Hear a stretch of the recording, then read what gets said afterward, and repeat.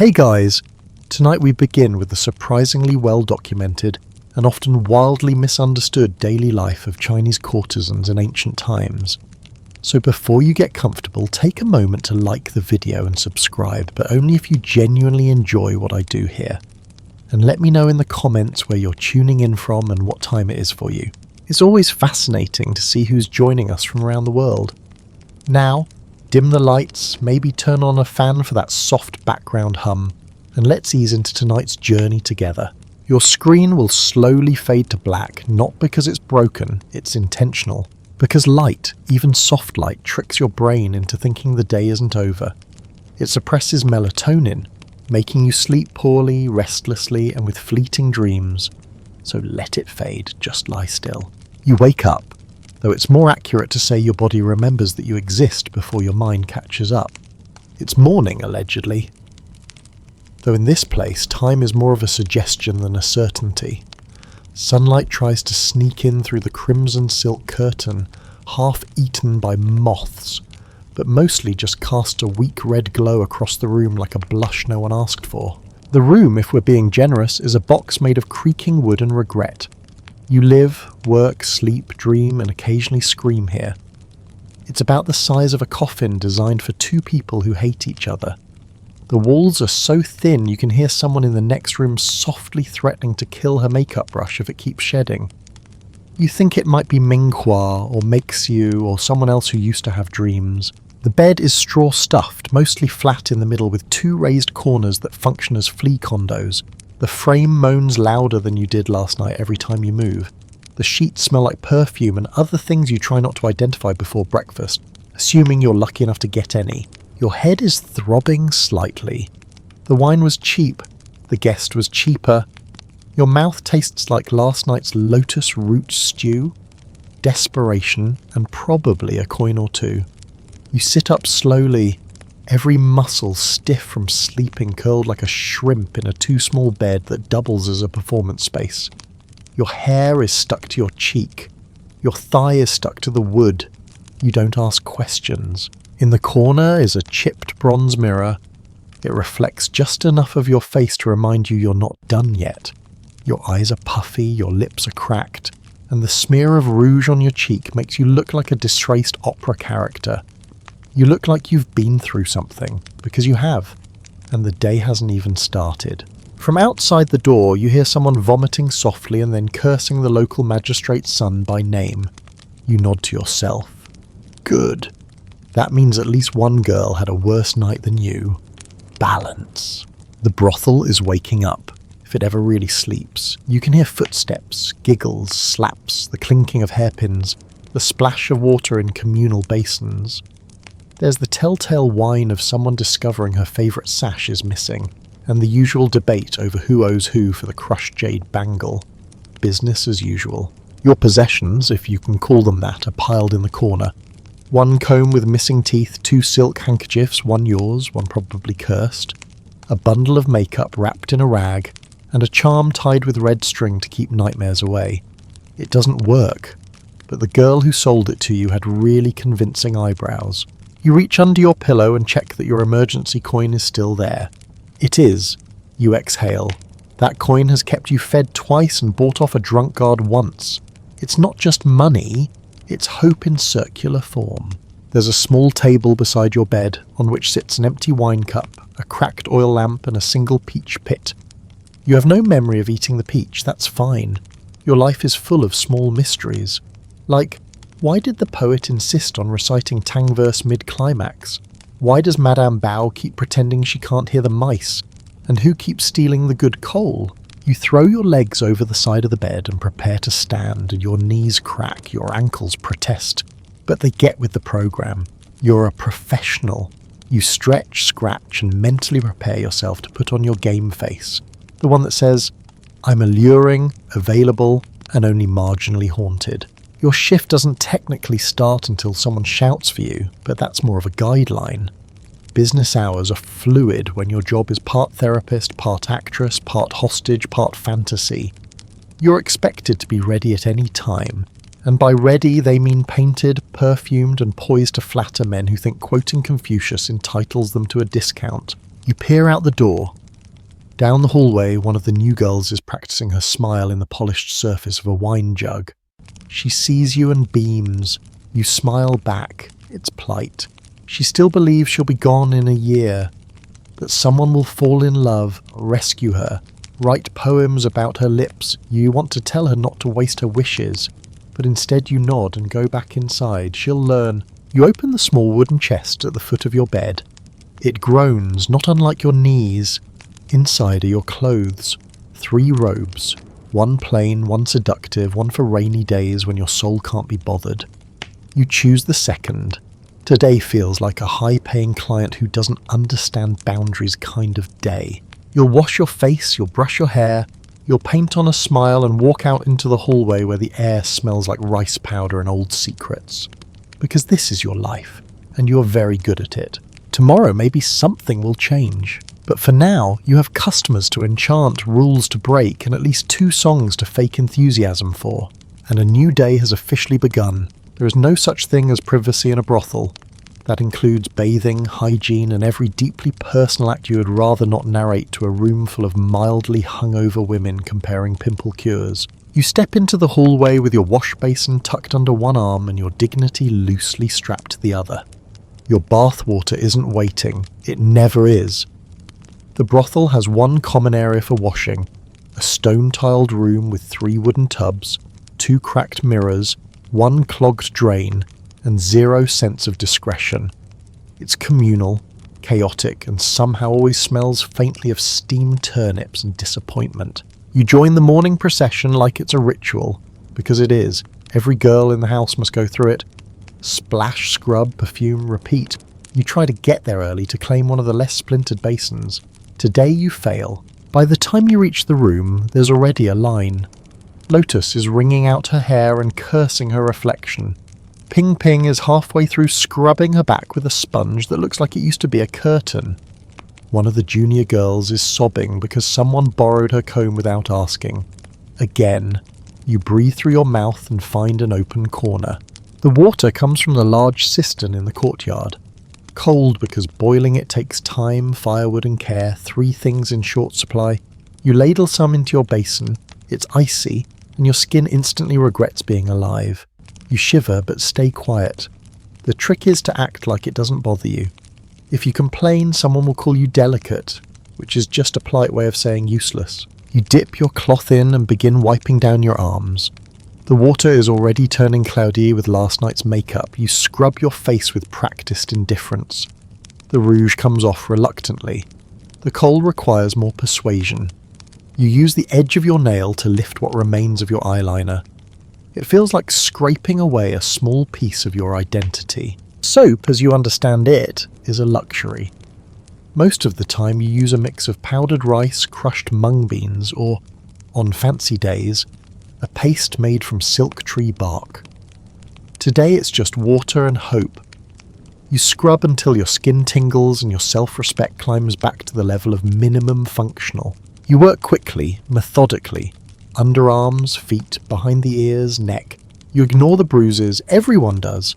Some are from dancing too hard, some from clients who didn't believe no was a real word.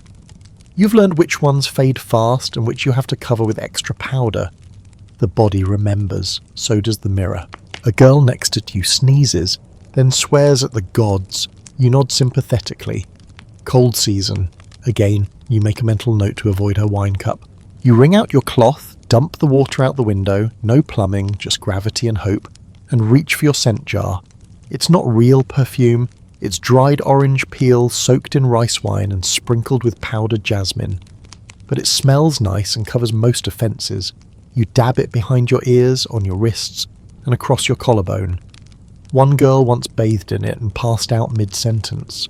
Moderation is key. You towel off with what used to be a silk scarf. It's threadbare now, but soft.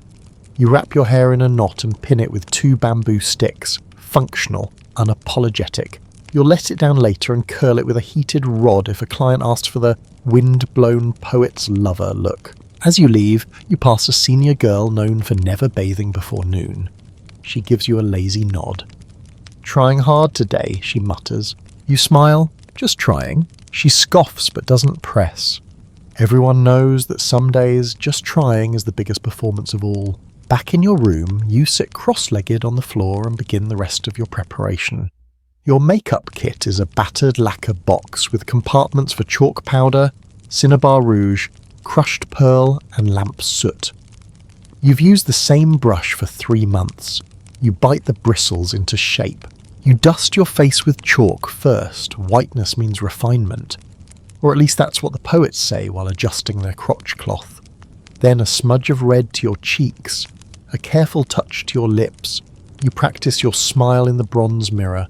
It looks fine, empty but fine. Eyeliner is the final step.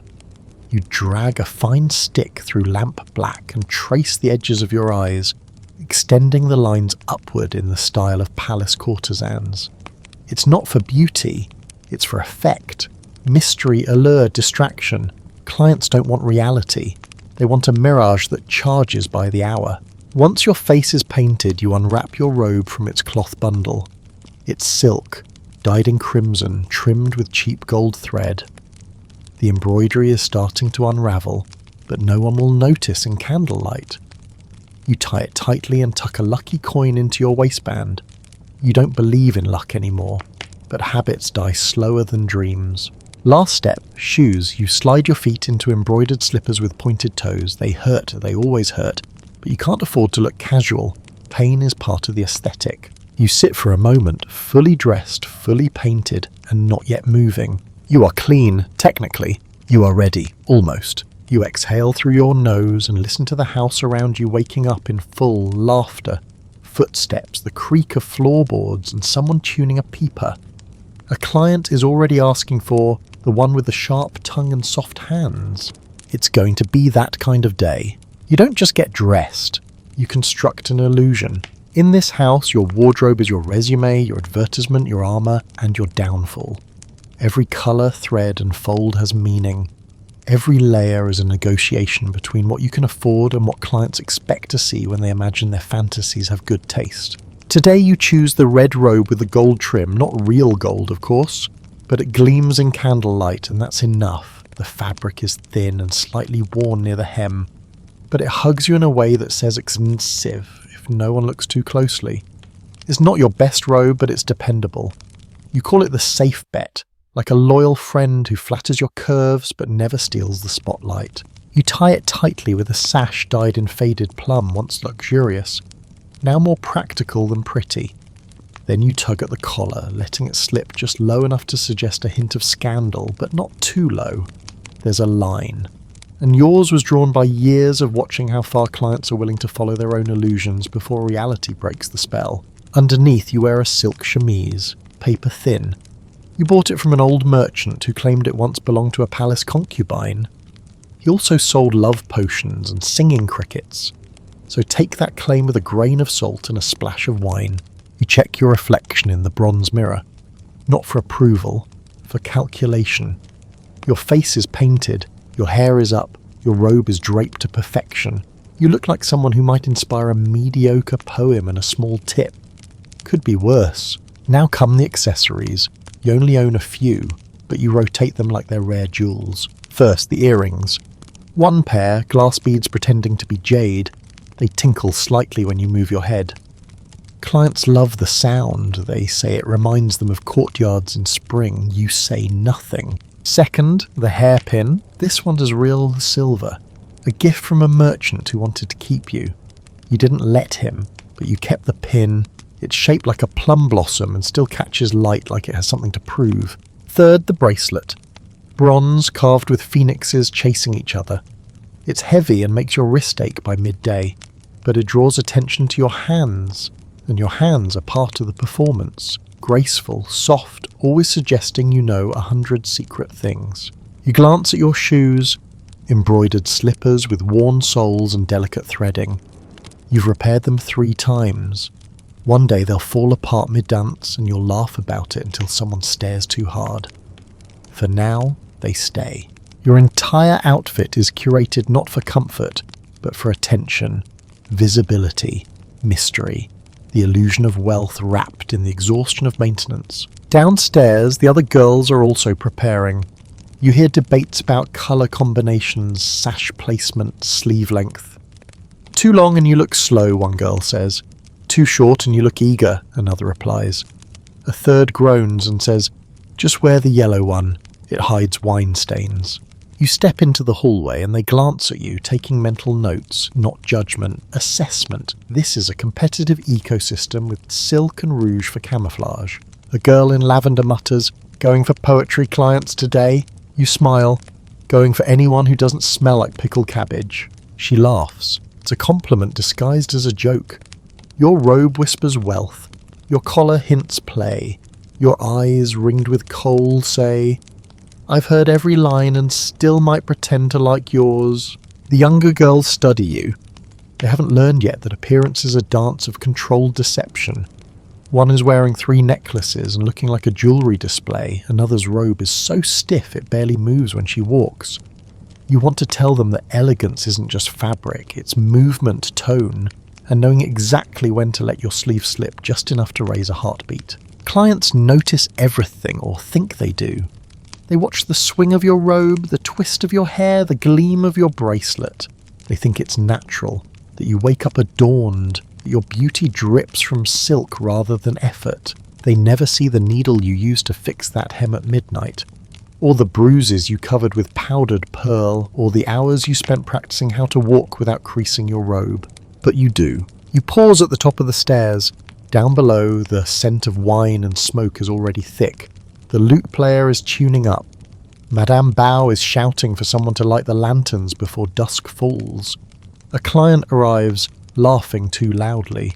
You place your hand lightly on the banister. Breathe in, tilt your horn, and descend like someone born to seduce kings. You are wrapped in silk and secrets, and you look exactly how they want to remember you. Even if you won't remember them at all. There's a rumour that in the better brothels, palatial ones near the Imperial District with gold thread curtains, and clients who quote poetry from memory, the girls get breakfast brought to their rooms on lacquer trays. Rice porridge, pickled plum, warm tea in porcelain cups painted with cranes and clouds. You've heard stories, but your brothel is not one of those. Here, breakfast is more like a scavenger hunt wrapped in passive aggression. No one brings you food, no one offers. If you want it, you go get it. If it's gone, you go hungry. If someone steals your share, you pretend you weren't hungry anyway and drink hot water like it's a meal. The kitchen isn't really a kitchen. It's a back room with a stove, a water jar, and a cutting board that smells like onion tears and regrets. The cook is an old man who may or may not be legally dead. He doesn't talk. Just grunts and ladles and occasionally swats away rats with the grace of someone who stopped fearing consequences. This morning you arrive late. The pot of congee is nearly empty. What's left is thick, grey horse and clings to the sides like it's trying to escape. You scoop some into a chip bowl and examine the surface. 1 shred of scallion. 2 rice grains pretending to be generous. You consider adding soy sauce, but the bottle is mysteriously missing. Probably taken by someone with ambition. You sit at the edge of a bench worn smooth by years of uncomfortable girls pretending to enjoy bland porridge. Ping Ping is next to you, blowing on her bowl like it matters. Her eyes are puffy. She doesn't speak. You nod at her, silent solidarity. Across the room, 2 girls are arguing over a leftover mantou. It's not heated, not fresh, and possibly not even fully flour. Still, it's a prize. The louder one wins. The other sulks and mutters something about fairness, which is adorable. You eat your porridge slowly. Not because it's good, it's not, but because speed means nothing if there's nothing else coming. You learnt that the hard way after finishing a bowl too fast and then spending the next 4 hours pretending not to be dizzy. Hunger is constant, not starvation, not tragedy, just a low hum of absence. You learn to live on less. Less food, less kindness, less sleep. You adapt, like mould. Sometimes you get lucky. A generous client leaves behind a plum or a meat bun. One time a tax collector gave you candied walnuts. You cried. Not because it was touching, but because your mouth had forgotten how sweetness tasted without strings attached. The food hierarchy here is simple. Senior girls get first pick. They earned it, or clawed their way to it. Middle-tier girls like you take what's left, say thank you to no one, and learn how to stretch flavour across silence. New girls, they get the crusts, literally. You finish your bowl and scrape the last film of congee from the bottom like it's gold. It's not. But you pretend. You always pretend. Someone brings out pickled radish in a jar. It's sharp and sour and smells like ambition turned inside out. You take one piece and nod politely. Anything more and someone will remember. No one forgets a glutton in a starving house. There is no tea today. The leaves ran out 3 days ago. Hot water will have to do. You sip from a cracked cup and let the warmth fool you into thinking you're full. You're not, but that's normal. Food is fuel, and you're expected to perform soon. So you clean your bowl, rinse it in the shared basin, and dry it with a cloth that's seen more stains than seasons. You place it back on the shelf and say nothing. On your way out, you see Makes You slipping a boiled egg into her sleeve. You don't judge. You did the same last week. Clients don't know how many of their coins turn into underground breakfasts. They shouldn't. You return to your room with a belly that's not quite satisfied, but not quite empty. That's the sweet spot. Too full and you move sluggishly. Too hungry and you shake while pouring wine. Moderation in all things, especially discomfort. You sit on your bed and breathe deeply. You remind yourself you ate. That's something. Some girls pray before meals, some after. You don't pray anymore. You made a deal with whatever gods listen to brothel girls and they stopped answering long ago. Instead you whisper thanks to the rice, to the bowl, to your teeth for still working, to the girl who didn't steal your share this morning. You're not grateful. You're just aware. You sit on your bed, spine straight, eyes unfocused, like someone trying to remember who she's supposed to be. You ate. You're dressed. You smell tolerable. Now comes the part no one teaches you. How to transform into a version of yourself that other people will pay to meet. This is not the body preparation. That part's over. This is the mental reconstruction. You begin by practicing your smile, not the real one. That smile is too rare, too slow, too honest. This one is performative, effortless, sharp enough to hide behind, but soft enough to seem genuine. You tilt your head slightly, raise your brows, and hold the corners of your lips just shy of sincerity. The trick is to make them believe they made you smile, even if they didn't, especially if they didn't. You test 3 versions: the welcoming smile, the secret smile, the "you're the only one I've been waiting for" smile. Each has a different flavour. Each is bait for a different kind of hunger.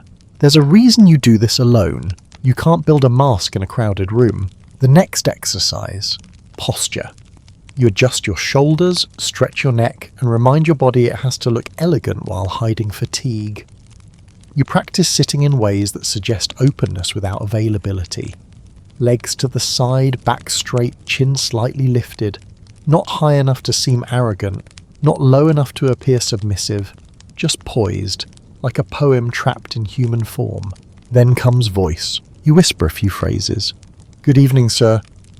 Did you enjoy the song? Of course I read poetry." You listen to yourself. The tone must be light, lilting, never strained. Your laughter has to sound spontaneous but not too loud. Your compliments must land without sounding desperate. You rehearse lines you know you'll need. The old ones. That colour suits you. The new ones. You must be very wise to hold such office. The dangerous ones. No, I haven't told anyone else that, just you. Words are currency. Timing is interest. Silence is tax. You calculate all 3. You run your hands over your robe, smooth invisible wrinkles, and refasten your sash. You imagine a stranger's gaze on you. You adjust accordingly. You glance in the mirror. The face staring back is familiar in parts. Lips you chose, eyes you had emphasized, cheeks you highlighted. The rest is compromise. Outside your door, you hear a girl practicing the peeper. It's slightly off-key but determined. Another is humming a song meant to seduce without sounding like a request. Everyone's preparing. Everyone's trying to become something sellable. You light a stick of incense, not for the gods, but for atmosphere. Sandalwood. Earthy, warm, grounding. You inhale, exhale, and let the smoke lace your hair. You sit still and imagine the first client of the day. It could be a soldier, Rough hands, loud voice, tired eyes. Or a scholar? Too many metaphors, too little touch. Maybe a merchant, calculating, complimentary, coin-heavy. You rehearse what version of yourself each one prefers. For the soldier, boldness. I like strong men. For the scholar, delicacy. Your words are as rich as silk. For the merchant, laughter. You must be very successful. You remind yourself none of these lines are true, but all of them work. You think about vulnerability, not yours, theirs. Everyone who walks through your door is looking for something they can't ask for directly. Attention, forgiveness, reverence, escape. You are paid to pretend they deserve it. You are not here to fall in love. You are here to make them believe they might. You stand, stretch, shake out your hands. You whisper a few final phrases just to warm your voice. Downstairs, the lanterns are being lit. The rooms are being swept. The air is shifting from survival to seduction. The performance is about to begin. You glance once more in the mirror and nod. You are not tired. You are not sad. You are not the girl who scraped the last rice grain from her bowl this morning. You are someone else. Someone charming, someone confident, and someone worth paying for. And you're ready. There is a moment always that sits right between the calm and the chaos. That's where you are now. Not quite performing, not quite resting, just waiting. Poised like an arrow that hasn't yet been loosed. You stand at the edge of the receiving hall, watching through the lattice screen. It's painted with peonies, a lovely distraction. But you're not looking at flowers, you're looking at men. The first clients of the evening begin to arrive, brushing dust from their robes like it offends them. They laugh too loud, stand too straight, adjust their jade pendants like their rank needs constant reinforcement. You've seen all types. Tall, short, smug, drunk, poetic, dull, trembling, entitled. None of them surprise you anymore. You scan the room like a scholar searching for metaphors. There's a minor bureaucrat with nervous eyes and expensive taste. He'll want someone who flatters his intellect but doesn't interrupt. There's a wine seller who acts like he owns the world. He'll ask for the feisty one. There's a man you don't recognize, which is both intriguing and dangerous. Behind you, the other girls are positioning themselves like actors before curtain call. Makes-you is checking her reflection in the mirror shard she keeps in her sleeve. Ping Ping is adjusting her bodice. Everyone is perfecting their angle. This part is strategic. You don't just walk in, you time it. You don't smile first, you let them notice you. Make eye contact, then break it. Let them wonder if you're interested, or just interesting. You take a breath, hold your fan just so, and step into the room. Conversation falters slightly. That's always nice. Someone whispers your name. That's better. Madame Bao is standing near the door, pretending not to direct the evening's pairings. But you know her signals. A glance left means delay. A nod means push forward. A raised brow means take this one even if he stinks of goat. You bow slightly, enough to be polite, not enough to seem available. That's the line you walk, approachable but unattainable. The men pretend to debate wine selections. You pretend not to be cataloguing their coin purses. The wine seller makes the first move. He gestures with his fan and says, "I heard the girl in red sings like a lark." You smile.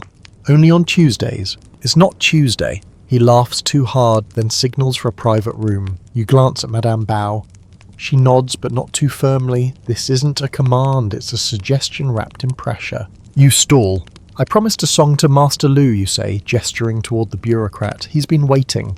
This is a gamble, but it works. The bureaucrat lights up, steps forward, and the wine seller grumbles but retreats.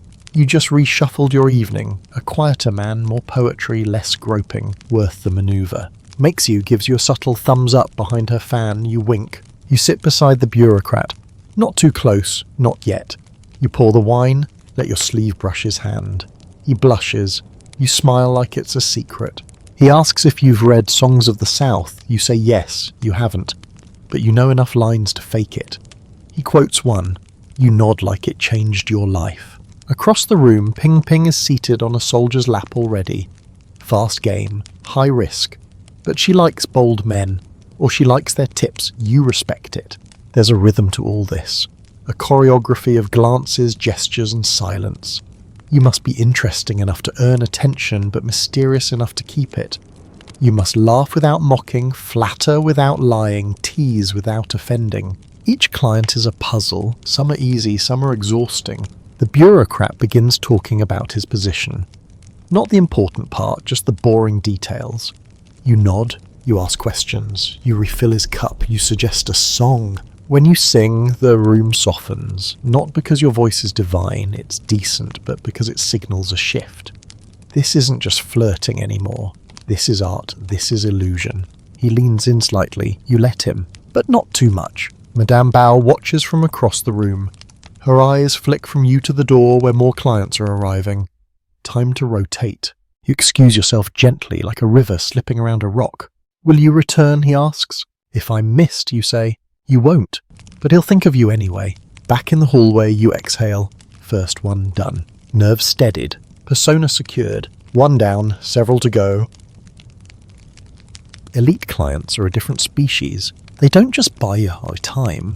They expect presence, performance, reverence, and a sprinkle of awe. They don't want your body first.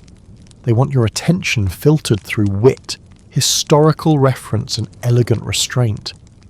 They want to feel as if they're seducing the spirit of poetry itself, preferably while drinking plum wine and quoting Zhuangzi. You've seen hundreds of them. The nobles arrive as if floating, robes trailing, speech languid. They carry scrolls they never read and fans they never close. They talk slowly, sip slowly, blink slowly. Everything is a performance of leisure. Power without rush. Wealth without some sweat. They are the most exhausting of all. One arrives tonight.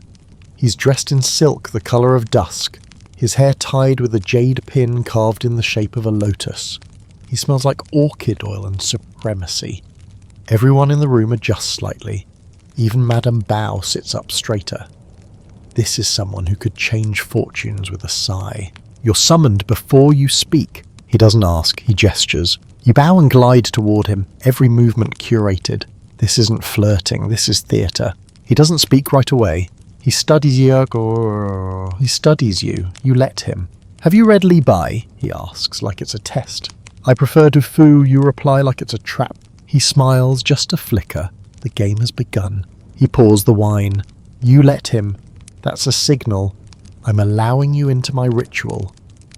You accept the cup with two hands, eyes lowered. That's your reply.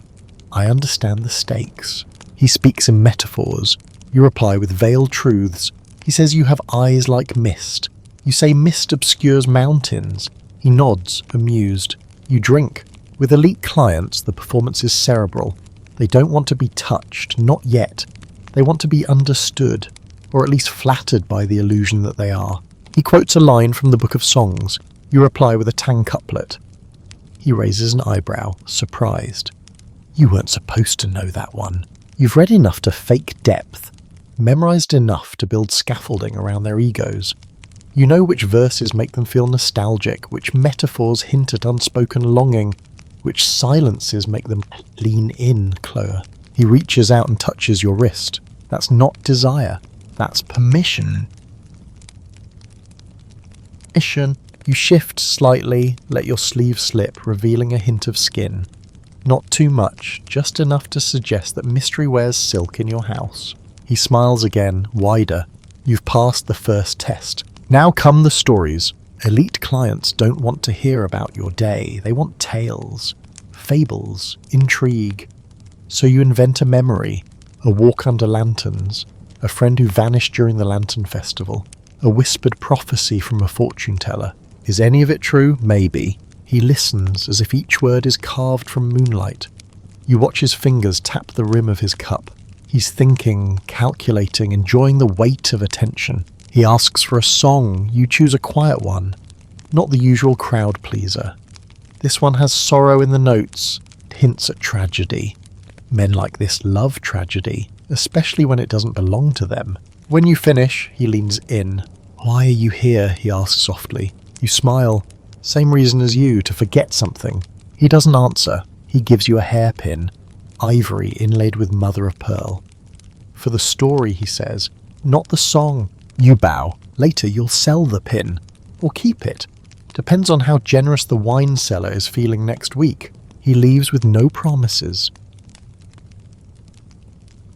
No whispers of return, just a look, one of those long lingering ones that poets write about and you forget by sunrise.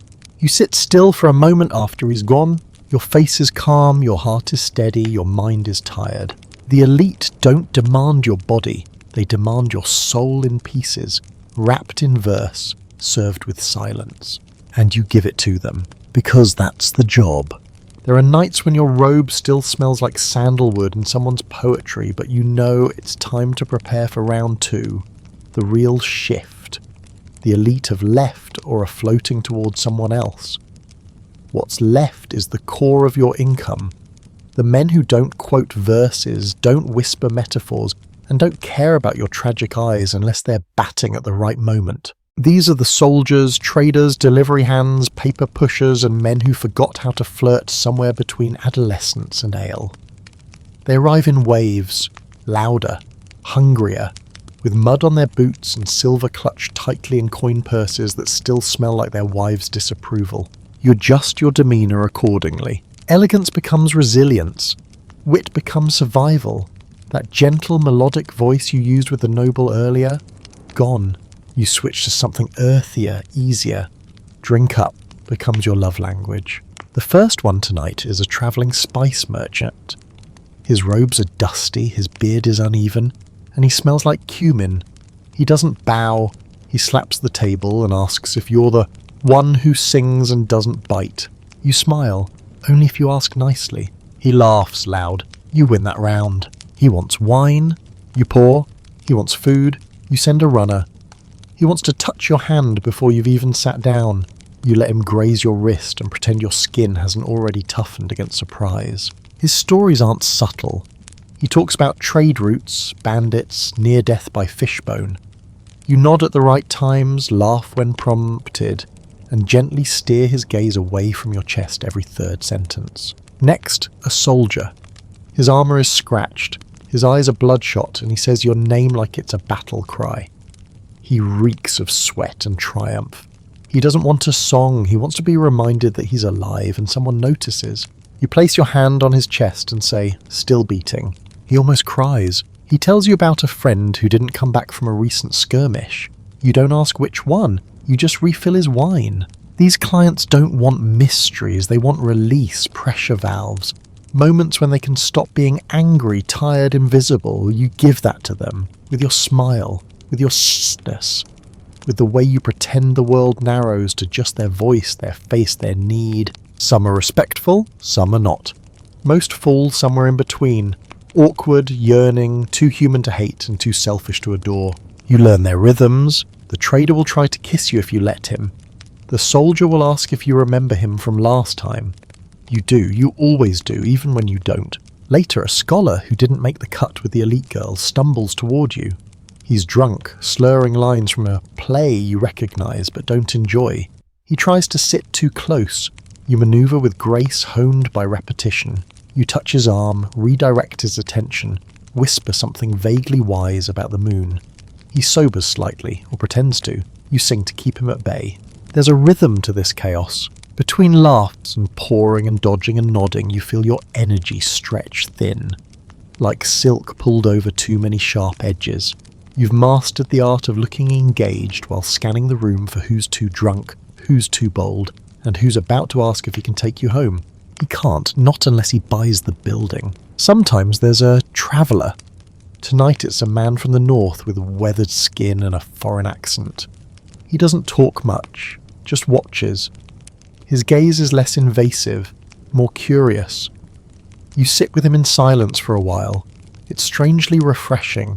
Then he whispers, "You look tired." You smile. You're not wrong. He doesn't press, just raises his cup and drinks. You raise yours back. For a few moments, you're just two people avoiding reality in the same room. Eventually, Madame Bao signals you. Time to rotate. You bow to the traveller. He nods. He'll probably forget your name, but not the moment. That's enough. Back in the hallway, you lean against the wall for 10 seconds, just long enough to breathe. The low-tier clients are the bread. The others are the spice. You can't survive without the bread. You adjust your robe, fix your hair, and straighten your back. Time for the next one. You slip out of the room like a ghost with practiced feet. No creaking floorboard, no final giggle, just silence. You close the sliding door gently behind you and lean your back against it. Your smile falls off your face like a discarded mask. This is the in-between, the pause between clients, the part no one pays for, the stolen breath that keeps you human. The hallway is quieter now, though not silent. Somewhere someone's laughing too loudly. In another room, a string snaps on a peeper and someone curses the heavens. Downstairs, wine continues to pour. But up here, near the second floor windows where moonlight cuts through the dust, it's almost calm. You walk to the corner where girls gather in orbit around the tea kettle. It's more rust than iron now, but it works, mostly. You pour yourself a half cup, no leaves, just hot water. Your hands wrap around it like it's sacred. Makes-you is there, dabbing at her lips with a cloth. Her makeup is smudged just slightly at the corners. She's laughing at something Ping Ping said, but it's tired laughter, the kind you offer like a courtesy more than an expression of joy. Still breathing, she asks you? Mostly, you say. She raises her cup like a toast. No one asks what your client was like. They don't need to. They can tell from the way your shoulders droop, the speed of your sip, the fact that your sash is slightly off-center. In this house, body language is the closest thing to confession. Ping Ping's fixing her hair in a shard of mirror she keeps hidden in a crack in the wall. Madame Bao wants someone in the main room again soon, she mutters. Probably you, or me, depending on who looks less like death. You pat your cheeks, apply another layer of rouge, add brightness where fatigue sits. You know the game. This moment, this 10-minute lull, is your only chance to reset. You remove your shoes, flex your toes, stretch your back until something pops and makes you wince. She offers you a candied hawthorn from a hidden pocket. You take it without a word. Sugar is rare, sharing it even more so. Across the hall, one of the younger girls is crying silently. You all hear it. No one comments. She's probably just had her first rough client. It happens. She'll learn how to fake calm like the rest of you, or she won't. You check your reflection in the bronze plate nailed to the post. Your lip colour is faded. You fix it. Your braid is fraying. You tie it tighter. There's a wine stain on your sleeve you hadn't noticed before. You adjust your arm to hide it. You aren't making yourself beautiful. You're restoring the illusion. Your room beckons. 5 minutes of solitude. You slip inside and slide the door shut behind you. It's quiet. Blessedly so. You drop onto the bed, not flat, just sideways. Enough to rest without surrendering. You glance at your belongings in the corner. The comb, the sachet of dried orange peel, the old robe you haven't dared wash for fear it will fall apart. These are the anchors of your identity, the last things that still belong only to you. You open your lacquer box and dig for your best coal. You reapply it slowly, carefully. This isn't vanity, it's armour. Paint the lines sharp, let them frame your gaze like steel. A soft knock at your door. 5 minutes, a voice says. You reply with a grunt. You roll your neck, exhale, whisper to yourself, just fragments. I'm not tired, I'm not mine right now, I'm still here. You stand, back to the hallway. Ping Ping gives you a nod of sympathy. Makes-you raises an eyebrow that says, good luck. You smile. This one is Yale, small, fleeting, but real. You return to the noise, the light, the demands. The break is over, and so are you. For now, the music starts with a pluck, one string, then another. It's the peeper, naturally, the brothel's oldest, most beloved, and most temperamental instrument. The lute player, a girl with calloused fingertips and a laugh like a cough, warms up in the corner. You roll your shoulders, stretch your arms, and remind your legs that they belong to someone graceful. It's time to dance. They asked for the fan dance tonight. Elegant, popular, not too difficult if your knees are cooperating. You take your position near the centre mat, threadbare silk arranged to suggest elegance without costing it. Eyes turn toward you, some appreciative, some bored, some openly calculating. You're not dancing for art, you're dancing for tips, attention, and the illusion of unattainable allure wrapped in wrist flicks and ankle turns. You lift your fans, open them in a practiced flick, red silk folds blooming like fire. The music swells. You begin. The first steps are always measured. 1 foot forward, pause, sway. Let the fabric move before you do. The fans ripple as you turn, fluttering in harmony with your sleeves. You've done this hundreds of times, but never exactly the same. Each crowd wants something slightly different. Mystery, seduction, distraction, all wrapped in rhythm. You give it to them. Your wrists flick. Your arms carve arcs in the air. Your feet barely touch the floor, just enough to carry the illusion of floating. You smile, not fully, just a hint, a promise, not a gift. Someone whistles, Madame Bao glares. You adjust your gaze, find a new focal point. Dancing in this house is more than movement, it's storytelling. Every shift of your hip, every arch of your back is a line of unspoken poetry. They watch, hoping to understand something deeper, or to imagine that you, a girl in motion, exists solely to be seen. The pipa player follows your cues. She knows your rhythm. You trust her to carry you across the room without stumbling. But your body is tired. Your calves ache. Your knees whisper threats. You haven't eaten since that congee slop earlier. You haven't really rested in days. Still, your arms flow like smoke, your hips pivot like memory, because that's the job. The fan snaps closed in your right hand, slicing the air. The left swirls above your head, a crimson trail of heat. The room leans in. You twirl, land, bow, silence. Then applause, soft, scattered, but real. A few coins are tossed into a lacquered bowl. Not many, but enough to matter. You step back, breathing through your nose, chest rising and falling like a tide you're pretending not to drown in. You hand the fans to a younger girl who clutches them like relics. "You made it look easy," she says. You smile. "Then I did it right. She'll learn." Grace is pain-dressed in choreography. Someone asks for a drum dance next. You hope someone else takes it. Your knees won't survive. You sit by the side wall, sip lukewarm tea and stretch your ankles under the tablecloth.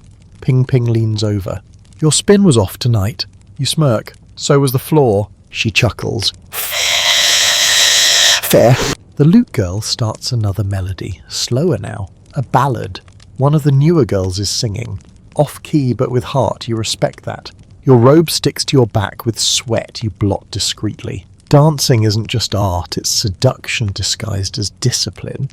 You move beautifully, but not too well, lest you overshadow the client's ego. You dazzle, but only briefly, lest they forget to pay. You hint at joy, but never fully embody it, lest they believe they've cured your sadness. You rest your head against the wall, just for a moment. Another client claps for an encore. You rise. Your ankles groan. Your fans await. It starts with a look, one that lingers too long, too low, too cold. You notice it before the others do, before he speaks, before he even drinks. The way he enters the room, like it's already his, like you're already his. You brace yourself. Tonight's danger wears fine silk. His hair is combed, his teeth clean. He uses polite words, but everything about him says control. His fingers tap in rhythms meant to intimidate. His compliments are too sharp around the edges. His smile holds nothing warm. He asks for you by name. Madame Bao doesn't ask if you're comfortable. She gives a nod. You obey. That's the job. You sit beside him, every nerve awake. He pours the wine. Doesn't offer it. Just watches you until you pick up the cup. You do. You sip. It tastes like warning. He says, "You're lovelier than I imagined."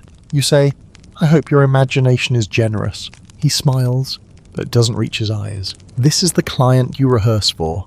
Not the charming ones, not the lonely ones, the ones who think coin erases consent, the ones who think silence means yes, the ones who expect you to be grateful they picked you at all. You lean back slightly, widening the space between your bodies. You smile, soft, distant, not inviting. You let your voice drop in register, calm but firm. You praise his robe, his ring, his cleverness. Keep him flattered and distracted. The trick is to control the tempo without seeming like you are. His hand touches your wrist, too tight, not a flirt, a warning. You shift, laugh lightly. "Too much wine, master. You'll mistake my pulse for poetry." He lets go. For now. The room around you feels distant. The music too far away. The other girls laugh at different tables. You're alone in this moment. You always are when it happens. You remind yourself, stay calm, stay clever, stay whole. You know how to spot Madame Bao's signals. If things go too far, she'll intervene. Maybe.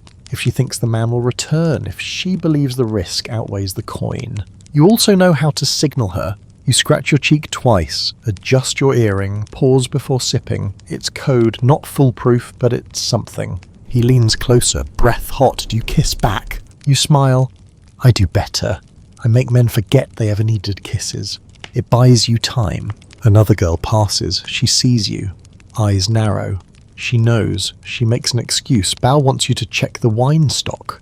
You excuse yourself, stand, walk calmly, never run. Running invites questions and punishment. In the hallway you exhale, shoulders drop, muscles unclench. You weren't touched. Not fully, not this time, but the echo lingers. The sense of being watched still claws at your spine. Meets you near the water basin. She doesn't ask. Just hands you a wet cloth. You press it to your wrists. Ping Ping joins. That the one with the tiger ring? You nod. She winces. Last week he asked if bruises were extra. Silence. Heavy. This part of the life, no one writes poems about it. No romantic tragedies. No noble deaths. Just the slow erosion of self-protection. You're lucky tonight. Some aren't. One girl hasn't spoken in 3 days. Another quit dancing. Another carries bruises she calls clumsy steps. You don't ask for details. You don't offer yours. But you remember. You all remember. You fix your face, reapply rouge, redden your lips until they scream confidence. You adjust your robe, reclaim your mask, because the next client won't wait. And the world rarely asks what it costs to survive beauty. It's strange the way you can love and fear someone in the same breath. The other girls, your sisters in silk, your rivals in rouge, they fill every inch of this brothel with laughter, whispers, glances and shadows. They know your secrets, your best angle, the way you fake a giggle, and the name you use for poetry clients. They've seen you naked, crying, bleeding, dancing. They've held your hair when you were sick. They've stolen your comb. You trust them, and you don't. Take Makes You. She once gave you half a steamed bun when you hadn't eaten in 2 days. She also slept with your highest paying regular the week after. She said it wasn't personal. It wasn't. That's the worst part. Just business. She still calls you Little Cloud when she's in a good mood. Ping Ping is more honest. I like you, she said once. But if I need the coin, I'll step in front of you. No offence. You appreciated that. There's comfort in declared selfishness. Then there's Liu Yin. Quiet, strange, reads fortune slips like they're sacred. Never flirts too hard, never smiles too long. She burns incense even when it's not prayer hour. Everyone says she's cursed, but no one says it to her face. You share a wall. Sometimes at night you hear her singing lullabies to no one. She once warned you not to wear your red robe on the 7th day of the lunar cycle. You ignored her. That was the night the magistrate came. You still have a scar under your ribs. Coincidence, probably. But you haven't worn red on the 7th since. There are friendships here. Real ones, just quiet, fragile, hidden under layers of necessity. You share more than powder and perfume. You share strategies, warnings. That one bites. Don't let him pour your wine. Tell him you've got client.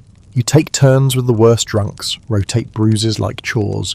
Protect the youngest without making it obvious. Mentorship by implication. A new girl arrives this week, 17 maybe. From the south, judging by her accent. Big eyes, soft hands. She still believes clients will be kind if she's kind first. You all sigh. You take her aside. Tell her how to fold her robe to make her waist look smaller. Teach her 3 safe compliments. Warn her about the soldier with the scar on his neck. She thanks you like you saved her life. Maybe you did a little. There's jealousy, of course. You feel it when Madame Bao gives someone else your favourite client. When Makes You gets new hairpins and you're still using ones with missing teeth. When Ping Ping earns double for half the effort. You're not proud, but you're not ashamed either. You've learned to let jealousy pass like weather. Acknowledge it, but don't drown in it. You gossip, sometimes out of spite, sometimes just to stay awake. You whisper about who cried last night, who made the tax official laugh, who's hiding silver under the floorboards. Truth blends with rumour until even you forget what's real. But when one of you disappears, vanishes overnight with no word, no goodbye, the silence is sacred. You don't ask Madame Bao. You don't spread stories. You light incense. You look at the empty room and wonder if she ran, died, or simply stopped being someone. The sisterhood is stitched with invisible thread. It frays, it knots, but it holds. You fought over earrings, over tea, over insults that meant nothing until they did. You've slapped someone across the face for looking smug. You've been slapped for looking tired. But when the door slams and someone screams, every girl looks up. If one of you cries, someone will hold the cloth. If one of you faints, someone will grab the basin.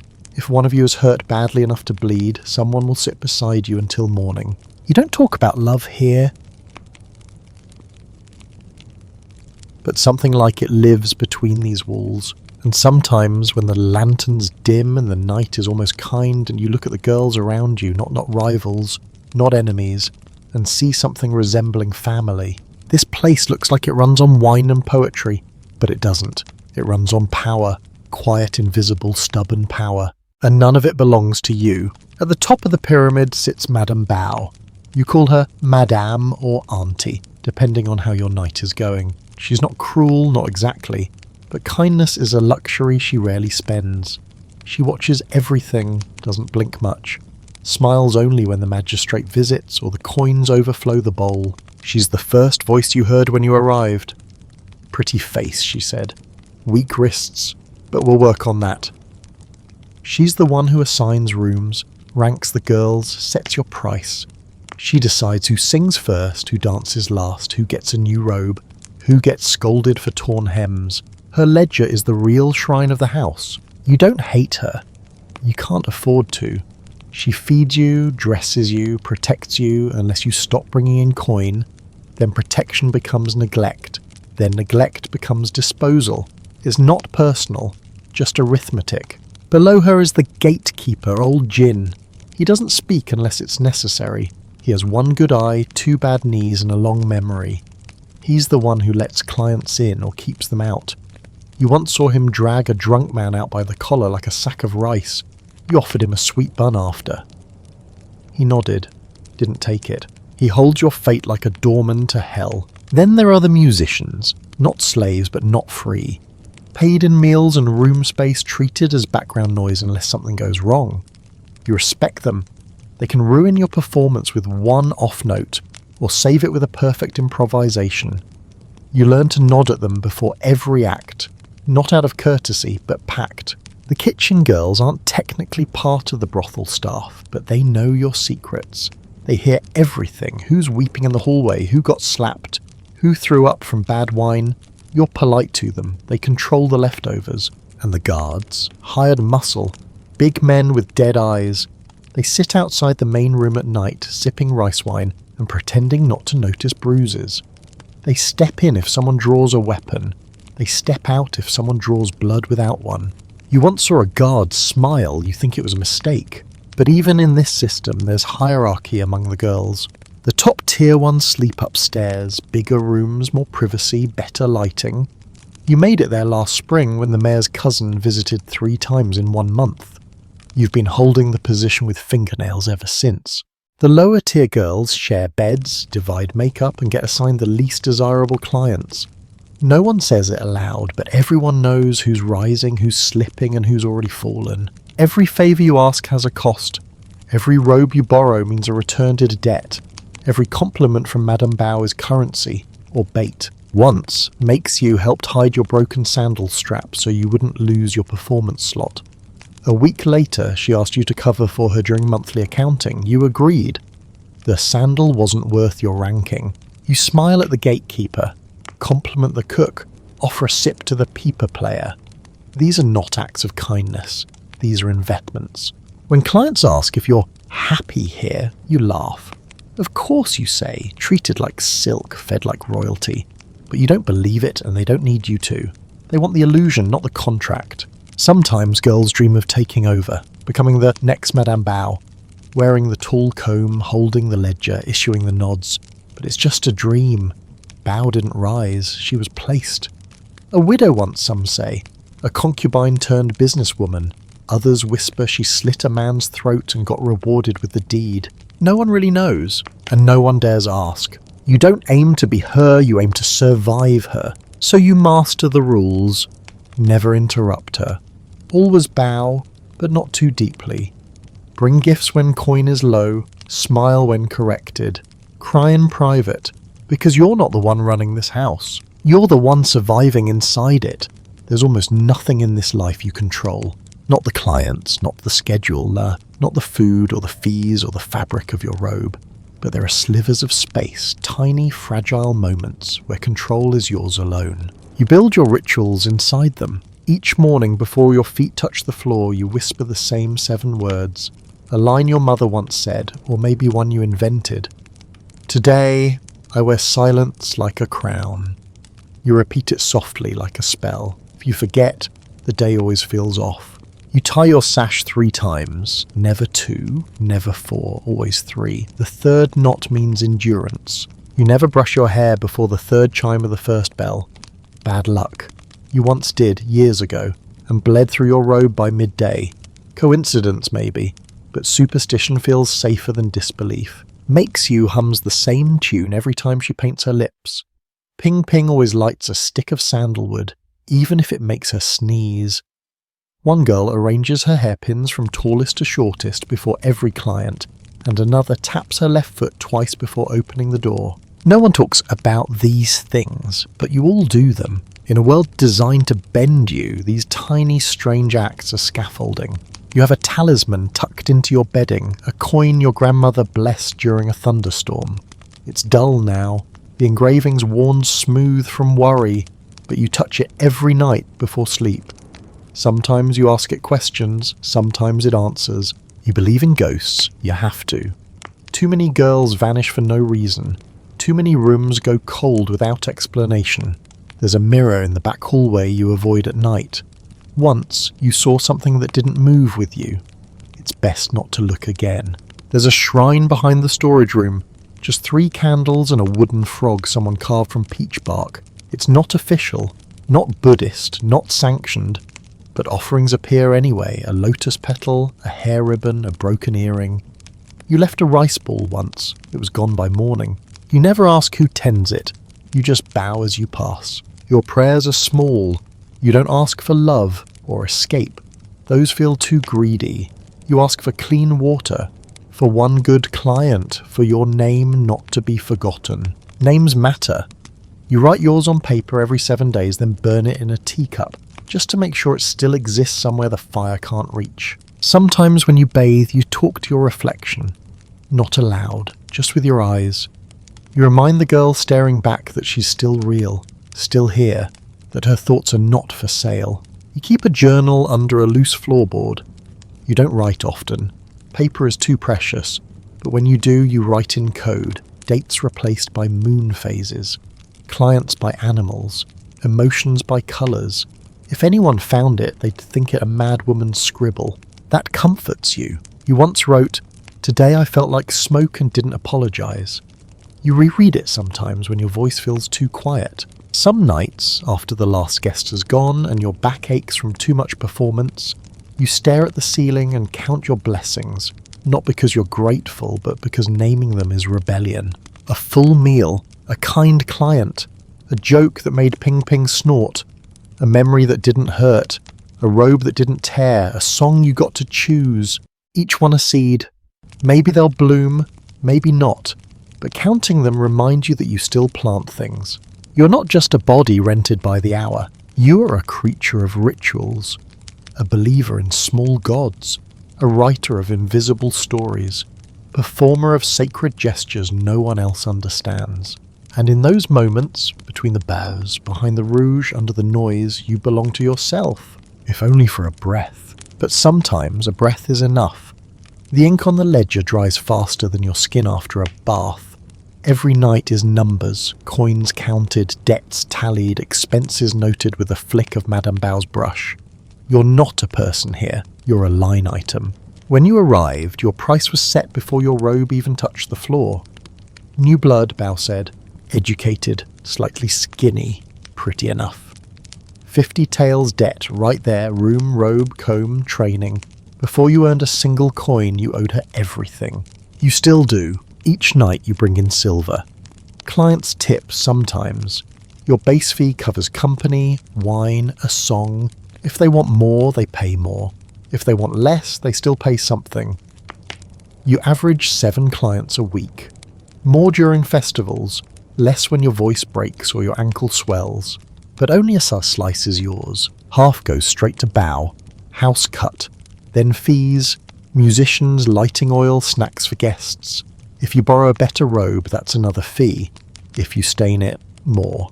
If you miss a shift, there's a penalty. Every basin, every brush, every jasmine-scented cloth is accounted for. Nothing is free. What's left is called your flower coin. It's small. It feels smaller. You tuck it into your sash, carry it home to your room like a secret. You hide most of it. Under the floorboard. Inside a cracked tea jar in the lining of your winter robe. Because once you have too much, Bow offers services. Upgrades, better rooms, extra help. They sound kind, they're not. They were designed to keep you just grateful enough to stay. Some girls think they'll buy their freedom. If I say for 5 years, Makes You once said, I can leave. Start a tea house. She even showed you a rough sketch, but then she got sick. Lost 2 clients. Borrowed silver for medicine. Her debt doubled in a week. Now she just shrugs when you ask about the tea house. Ping Ping's cleverer. She lies about her earnings, hides coins with a vendor she trusts. She plans to run, not buy out. Risky. If Bao finds out, she's finished. But Ping Ping figures it's better than staying until her joints rot. Freedom has a price tag. For you, it's 98 taels and climbing. Even when you're healthy, the system breathes debt. Madame Bao lends. Clients charge. Repairs are logged and paid in future earnings. 1 chipped bowl can cost you 3 nights. Some girls get sponsors. Wealthy patrons who pay the debt and keep them exclusively. It sounds like rescue. It's often just a different cage. One girl left last year with a merchant from Suzhou. He returned her after 3 months. She came back quieter. Wore grey. Never sang again. You've had offers. Flattering ones. Dangerous ones. One client offered full freedom in exchange for a month in his country estate. You didn't go. You've heard the stories. The brothel is cruel, but it's predictable. Still you save, slowly. 5 coins hidden this week. 1 silver earring pawned for 2 more. A poem sold to a scribe for 1 tael and a kiss you didn't enjoy. It adds up. Not fast enough, but it adds up. You write your totals in a secret ledger. Ink mixed with crushed berry, written on fabric scraps stitched into your pillow. When the moon is full, you recalculate. When it rains, you tell yourself rain means luck. You've learned to stretch coin like thread. You fix your robe yourself, patch your shoes, pretend you don't want incense, laugh when you can't afford meat, because one day maybe you'll leave. And on that day you want to walk out not as a gift returned, not as a pet released, but as a woman who paid her own ransom. In silver, in sin, in every step, it's not always sorrow. Not every night ends with bruises or breath held too long. Sometimes in the cracks between performances and clients, the house fills with something brighter. Something small, ridiculous, fleeting, but real. Laughter. Like today in the bathhouse, where 5 girls squeezed into a space meant for 3, legs overlapping, hair floating, water sloshing with every joke. Makes You splashed Ping Ping for singing off key. Ping Ping retaliated by mimicking Madame Bao's stern ladylike voice. No wine for you if you giggle while pouring, hussy. You nearly drowned laughing. There's a rule about decorum, yes. But behind closed doors, naked and warm, you are girls again. Not products, not promises. Just limbs and stories. Liu Yin told a story about a client who tried to seduce her by reciting rice prices instead of poetry. He whispered, 1 bushel, 4 gin, and a grain for your thoughts. Everyone howled. One time, a scholar came in drunk and began crying into his own sleeve because your eyes reminded him of a crane he once saw in a dream. You offered to flap your arms. He took it seriously and asked you to do it again slowly. Another girl once convinced a visiting noble that she could speak to ghosts. Every time he blinked, she'd translate a new message from his dead grandmother. He tipped double. You still tease her about it. What does my ancestor think of my hairstyle today? Even Madame Bao has her moments. Once, when a client boasted he was descended from dragons, she muttered, "And yet you still smell like garlic." The room cracked open with stifled cackles. You cherish these moments like silver. You keep them secret, pull them out when nights go dark. There's the time you all painted Ping Ping's face like an opera mask and sent her to answer the door. The guard didn't even blink, just bowed. Or when two clients fought over who would buy your company for the evening, and instead of choosing, you claimed a sudden toothache. Makes you brought ice, and you both watched the argument from the stairwell with candied plums. Laughter here is a kind of resistance, a refusal, a balm. You whisper jokes under your breath when tying your sash. Scribble silly rhymes in the margins of your makeup box. Draw tiny pictures in steam on the mirrors. A heart, a pig, a flower with 7 crooked petals. Even the cat, Bao's ancient, grumpy cat, has become a source of running commentary. "He judges us more than the officials," someone said once. Now he's the inspector. When he walks past, someone always says, "Act elegant. Inspector who is watching." You smile when no one's looking, because humour makes you human again. It reminds you that your brain still works, that you still understand irony, that absurdity still exists, even in captivity. One of the younger girls asked you last week, "Why do you still laugh?" She wasn't being rude. She genuinely didn't know. You thought about it, then said, "'Cause not laughing is a slow death, and I'm not done living." She looked at you like you were strange, but later you heard her tell a joke, a terrible one. Everyone laughed anyway, and in that moment you knew she'd be okay, for a while at least. You say you're from the West. It's vague enough to sound exotic, but distant enough to be untraceable. Sometimes you say your father was a scholar, sometimes a merchant, sometimes both, depending on the audience. The truth changes depending on who's paying attention and who isn't. You're not lying, you're just protecting the parts of yourself that still belong to you. You remember where you're really from, of course. A narrow village with cracked clay roads and bitter winters. A stream that ran brown after rain. A mother who washed laundry until her hands split. A brother who left and never came back. You remember the smell of millet porridge, the creak of the front door, your father's silence after sundown. You used to dream of leaving, then you did. But when people here ask, you say something different. Liuyan says she was born in a tea house, grew up with jasmine and scandal, that her mother read fortunes and her father died in a duel is probably fiction, but it's a good one. You nod every time as though it's scripture. Ping Ping swears she was raised by her aunt in Hangzhou, says she used to sing to the lake gods, that her voice was a gift from them. When she's drunk, she admits she was sold at 9. Makes You doesn't talk about her past at all. She says memory is poison, that the trick to surviving here is pretending you never lived anywhere else. Still, you all have habits that betray your origins. You, for instance, still fold dumplings the way your grandmother taught you. Pinch, turn, press, breathe. When the cook notices, you say it's just how Madame Bao prefers them. One girl wraps her feet in linen every night, even though she doesn't bind them. "My mother used to," she says. That's all, no one presses. Another girl kisses her hands before performing. Says it's what her sister used to do before temple plays. Her sister's name is never spoken. Sometimes clients ask about your past not because they care, but because they want to feel like rescuers, like they're not part of the problem. You give them stories. "My village was flooded. I was the 3rd daughter with no dowry. My stepmother hated me. I fell in love with the wrong man. I wanted to see the world." All of them true, all of them lies, because the real truth is too complex, too tender, too unprofitable. The truth is you left because staying would have been slower death, because hunger was louder than fear, because one day someone offered coin and someone else didn't say no fast enough. You tell yourself you chose this. You tell others you were tricked. You tell no one the middle part. In rare moments, curled under thin blankets, you allow yourself the real memories. Your first shoes, the song your neighbour sang at dusk, the sound of fire cracking during winter, the feel of being someone before all of this. Those memories don't see you, but they remind you that you once belonged somewhere. that your story didn't start here, that maybe it won't end here either. That matters. Even if you don't say it out loud, time doesn't pass here. It repeats. The brothel isn't a place you live in, it's a loop you're caught inside. Morning comes, but not with newness. Just more light through the same torn curtain. Another bell, another face, another performance in the same robe with slightly frayed sleeves.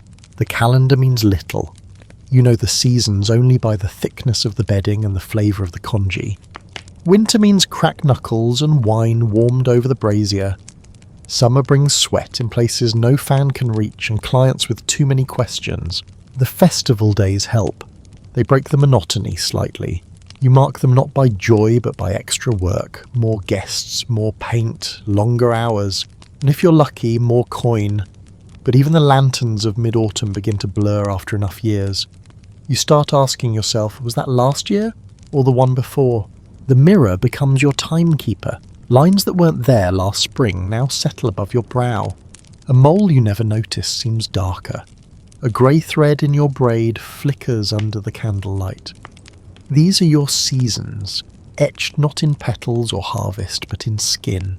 You keep a count on your wall, tiny scratches behind the doorframe, each one for a full moon. You think you're nearing 200, maybe more. One time a girl teased you, "You counting time or clients?" You didn't answer. She stopped asking. Some girls fade without realising it. They come in bright, rouge thick, laughs louder than needed, backs straight. Then the routine starts carving them. Clients wear them down like river stones. Their step slow, their gaze dulls. The performances become predictable. Less art, more obligation. You've watched it happen, you've felt it happening. But some girls resist, they reinvent. Ping Ping changed her laugh once. Just decided she was done with the giggle and switched to a deep throaty chuckle. Said it aged better. It did. Makes You changes her alias every season. Clients love novelty, she says, even if it's just a name. In spring she's peony, in summer willow, in autumn she always returns to orchid. There's comfort in routine too. You fold your robe the same way every night, brew tea the same way every dusk. You eat with the same bowl, use the same comb, sleep facing the same direction. These habits are threads that keep you from unravelling. You feel the years in your bones, even when your face stays young. Your knees creak more when you dance, your voice tires faster during song. You know more tricks, more smiles, more ways to soften rejection and dodge danger. But you also know how quickly someone younger can take your spot. Madame Bao rarely says it aloud, but her eyes do. So you adapt. Shift roles, fewer dances, more conversation, less sparkle, more mystery. Clients lean in now, eager to decode you. You're different, they say, as if you didn't build that difference on purpose. Time isn't cruel here. It's indifferent. The seasons pass outside the paper walls. You catch glimpses, a cherry blossom blown in by mistake, a snowflake melting on your wrist. But inside, the air barely changes. You remember a girl once said, "If you don't leave before the 3rd year, you'll never leave." She vanished the next week. Maybe she made it, maybe she didn't. You count your years, not in days, but in losses. The earring you misplaced, the client you once loved, the dream you no longer have. But you also count the small wins, a night without tears, a client who asked your opinion and listened, a robe that fits just right. These are your clock hands. You dream more than you admit, not just while sleeping. In fact, those dreams, restless, flickering, full of unfinished songs and familiar footsteps, aren't the ones you treasure.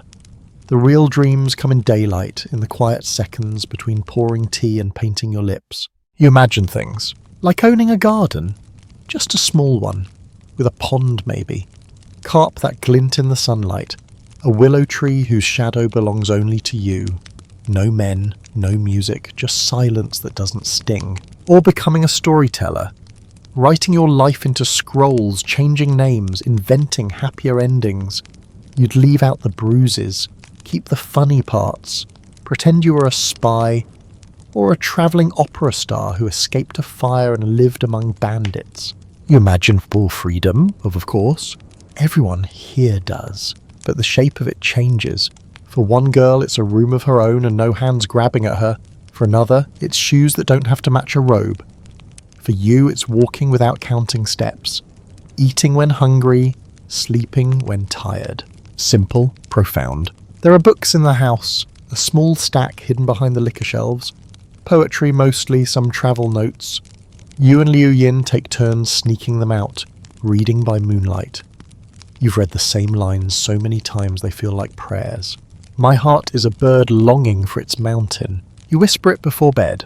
You write too, on scraps, on the back of unused wine menus, on the inside of your pillow cover. Stories mostly. A girl who runs and isn't chased. A brothel where men pay just to hear jokes. A world where love isn't dangerous. You never show them to anyone. Dreams are safest unhoken. Some nights you and the others invent tales. If I left, Ping Ping once said, I'd open a tavern where men do the dancing. Everyone laughed, but then Makes You added, and we'd throw coins at them when they forget their lines. The room erupted. For 5 full minutes you all lived in that tavern. Imagination is a kind of resistance. When a client makes a lewd joke, you imagine him slipping on a chicken and falling into the latrine. When Madame Bao cuts your share again, you imagine painting her ledgers with squid ink. You imagine love too, though carefully. Not the real kind. That's dangerous. But the fantasy. A man who brings you dumplings without asking for anything. Who listens when you talk about your grandmother's garden. Who doesn't mind if your hair is a mess. That man doesn't exist, but you keep him in your pocket anyway. Sometimes, late at night, you dare to imagine your old self. Before the powder, before the bills. That version of you walked barefoot, believed in ghosts, cried when scolded, laughed too easily. You miss her. You mourn her. You pretend she's waiting for you, somewhere far away, cooking porridge. These dreams don't save you, but they soften the edges. They give your thoughts a place to go that isn't here. Because no matter how skilled you become, how clever or adaptable, a part of you always stays hungry for something else. For more than survival. For beauty that isn't a performance. For affection that isn't earned with pain. For a life not carved from duty, but chosen like a favourite colour. And so you dream. In secret, in daylight, in ink, in song. And for a moment the world bends. Just enough. Not everyone finishes their time here. Some leave. Some vanish. Some are carried out on woven mats before sunrise. Disappearance is the quietest ending. One day her robe is still hanging on the line. The next, it's gone. No farewell, no questions. Madame Bao says she was transferred, or bought, or moved to another house with better walls, but no one believes her. You just nod and don't make eye contact with the empty space at the dinner table. Death is more honest. It comes with incense, whispering, and bowls of rice placed near the door. You've seen it twice, once from sickness, once from what no one dared call a beating. The body wrapped in linens, the smell of camphor, and grief, lingering like smoke. You don't cry publicly, that's not done. But you light a candle, you sit alone, you whisper the girl's name into the floorboards, then you add one more tally mark to your invisible count. Escape is rarer. But it happens. Makes You came close once. Had a lover with money, a plan, a boat. It failed, of course. He got caught. She got chained to the room for 3 days. Still, she says she doesn't regret trying. 3 days of hope is worth 3 weeks of punishment. You believe her. Ping Ping talks less now. She used to plan, count coins, daydream about inns and dye shops and border towns. Lately, she just stares at the window. You're not sure if she's lost hope or if she's storing it somewhere you can't see. You think about your own ending sometimes, not in a tragic way, just logistically. Will it be quiet? Will someone notice if you stop breathing? Will they call you by your stage name or the one you were born with? You've started preparing, just in case. A letter hidden behind the loose floorboard, written to no one, or maybe to yourself. A list of names you remember. A poem you never finished. A map, hand-drawn, of your hometown, though you're not even sure it's accurate anymore. You hope someone finds it, that they read it and say, she was here. Legacy isn't about fame here, it's smaller, more fragile. A hairpin passed to a younger girl, A recipe for herbal tea left scratched behind a curtain. A phrase the musicians hum without remembering who first sang it. That's how you live on. And if one day someone tells a story of a brothel girl who danced like Fair and made officials weep with her poems, you hope they add, she once dreamed of a willow garden. It won't be true, and yet it will. Because stories outlast ledgers. You don't know how your ending comes. Maybe you'll save enough. Maybe someone will open a door you never saw. Maybe it ends the way all stories do here, in shadows, in someone else's memory. But until then, you stay. You wake, you paint, you smile, you endure, you imagine. Because as long as you're imagining, you're still moving. And as long as you're moving, the ending hasn't come yet. It's just waiting. Soft, unseen, like the next line of a song you've only half remembered. You can feel it in the air before anything is said. The city smells different. Brighter somehow. Steamier. There's the scent of roasted chestnuts, perfumed ink, and too many people in too little space. From your window you catch a glimpse of red lanterns lining the rooftops, strung like fireflies caught in parade formation.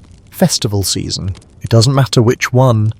New Year, Mid-Autumn, Dragon Boat, Ghost Month, they all bring the same thing. Attention, and attention is currency. Madame Bao starts preparing a week in advance. New fabric bolts arrive, all rich hues and metallic threads. The tailors come at dawn, poking and measuring, muttering about symmetry and flair. You get a new robe, gold embroidery along the hem. You wonder how many clients you'll have to entertain before it's officially paid for. The entire house changes. The musicians rehearse late into the night. Dancers run routines until their feet blister. The cook nearly loses her mind trying to plan for visiting officials, their mistresses, and their bottomless appetites. Your body is scrubbed more thoroughly. Your teeth inspected. Your voice coached to hit the right tremble when singing The Willow Bride.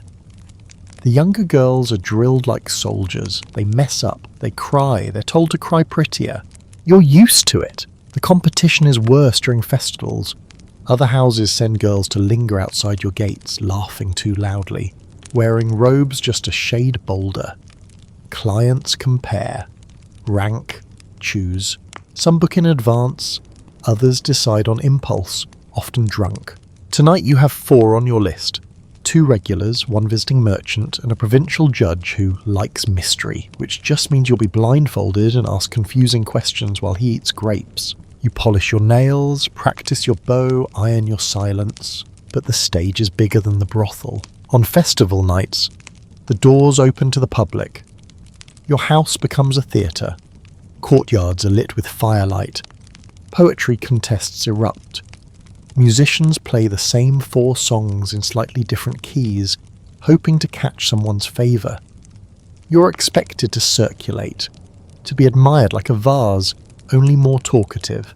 It's exhausting and exhilarating. You walk slower during festivals, chin higher. Every move is deliberate. A glance is currency, a smirk is bait. A sigh is strategy. You're not just working, you're performing. You remember the first time you were chosen as face of the house. Your robe weighed more than you did. Your hair was arranged into loops that made you dizzy. But for a night, everyone looked at you like you were made of jade. You didn't sleep for 2 days afterward. The glow lasted longer than the bruises ever did. This year it's Ping Ping's turn. You helped her rehearse her poem, even though you still remember yours by heart. She was nervous. You reminded her to blink, to hold her final note half a breath longer, to fake surprise if someone tips her more than usual. She smiled. You pretended it didn't hurt. Outside, firecrackers explode, children laugh, kites soar. You're not part of that world, but tonight you're close enough to see it. You light a candle, paint your mouth, stretch your smile, because tonight someone will want a memory, and you will give it to them. They arrive with noise, not always volume. Sometimes it's just presence, a shift in the air. Servants rushing ahead, announcing names you already know.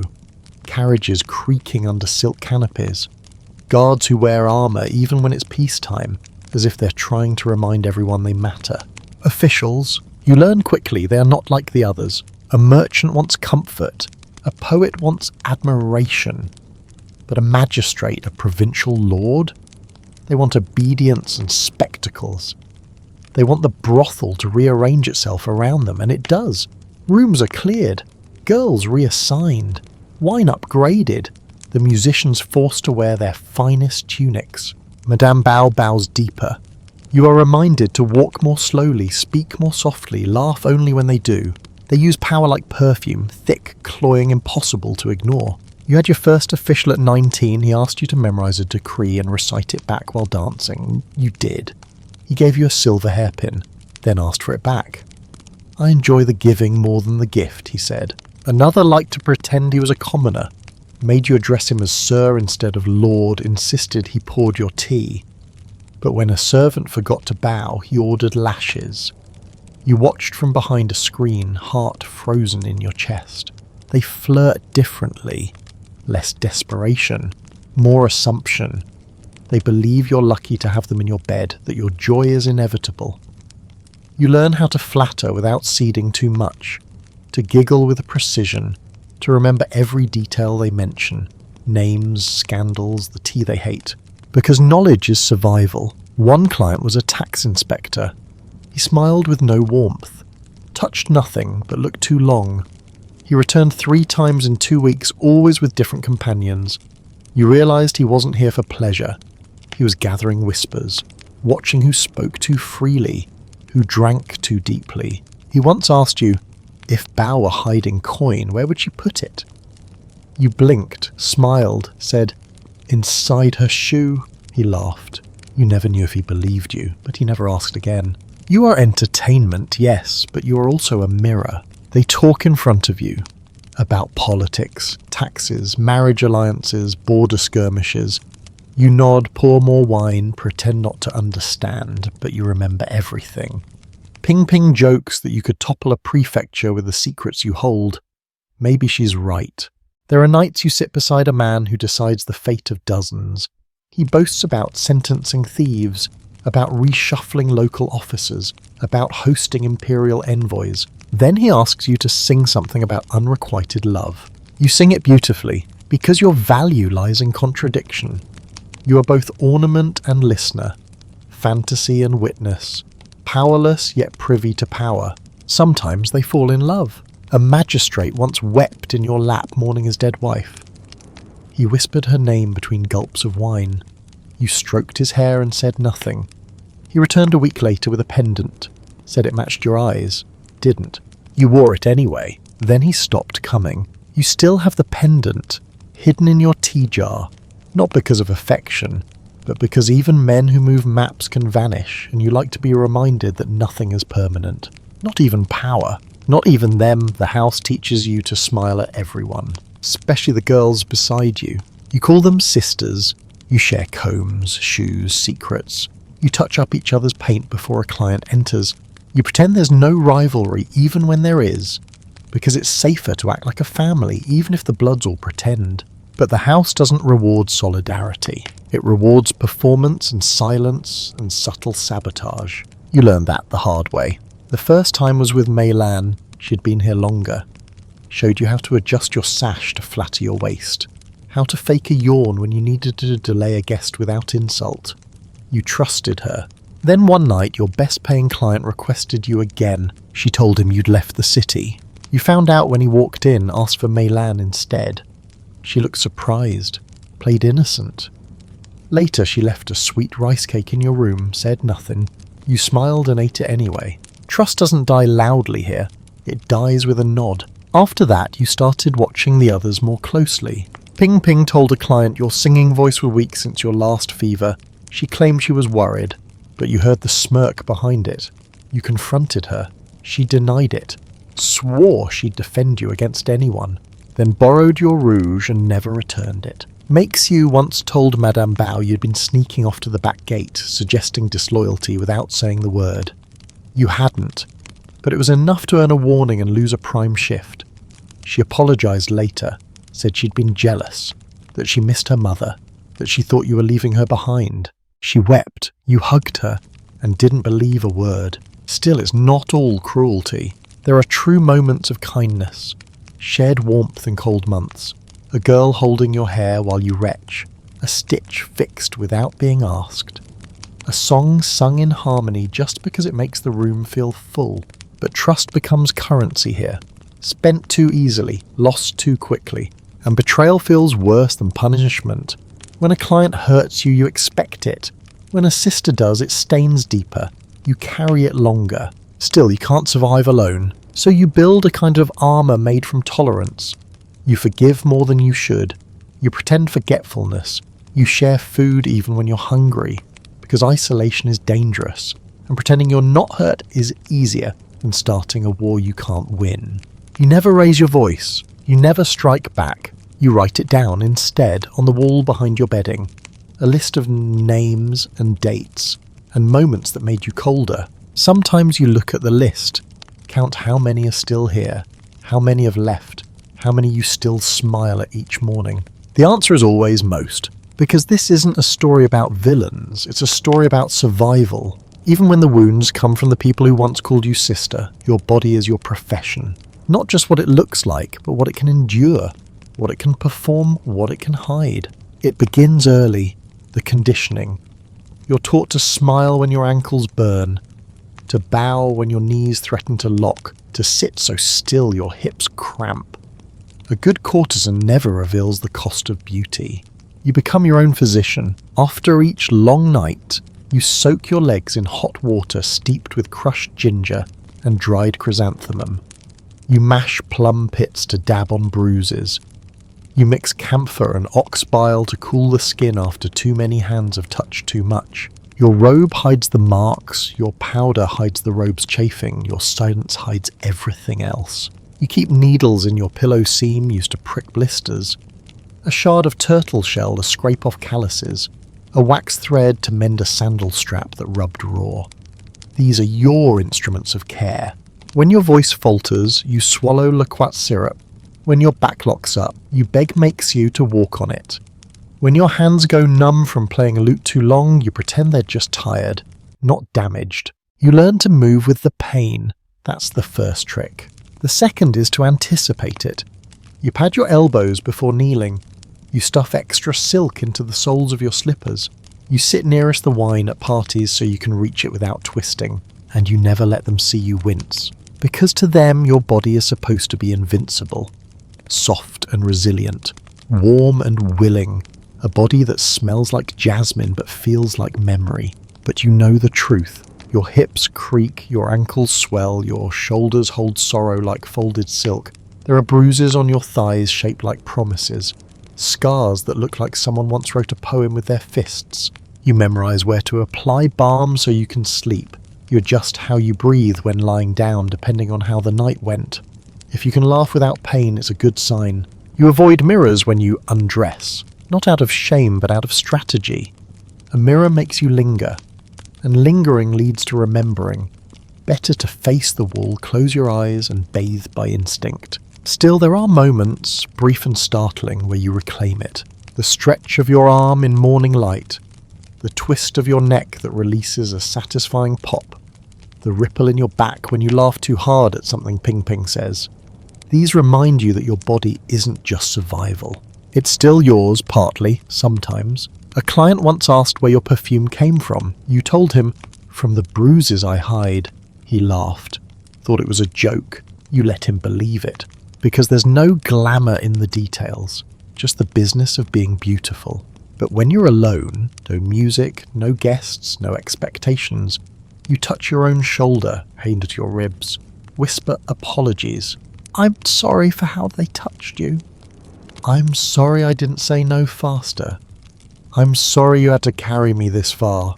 And then you light a candle, stretch, breathe, because tomorrow they'll want you again, and your body, battered, brilliant, unwilling, will perform. You don't talk about children here. Not directly. It's not forbidden exactly, just avoided. Like a draft in winter or a cough that lingers too long. Something you pretend not to notice until it's too late. You've seen it before. Girls whose bellies begin to swell.